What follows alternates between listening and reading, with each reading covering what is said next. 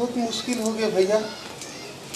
अरे ये जमाना में भी जो है कोई मोर क्लिनिक में आवे नहीं, कोई इलाज करावे नहीं, बहुत मुश्किल है भैया।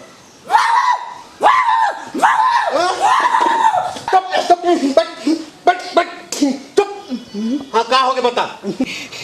का बताओ डॉक्टर साहब, एक ठिन कुकुर हम मोला काट दे तो महू मार के बच्चा ठहरे, महू वाला धार के काट दो तो देख लो डॉक्टर साहब मोर कुकुर का जिंदगी हो गई डॉक्टर साहब।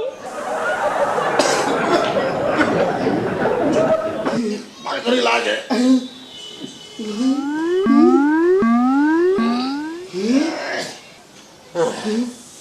पलट पलटे बार पड़ी डॉक्टर साहब। पलट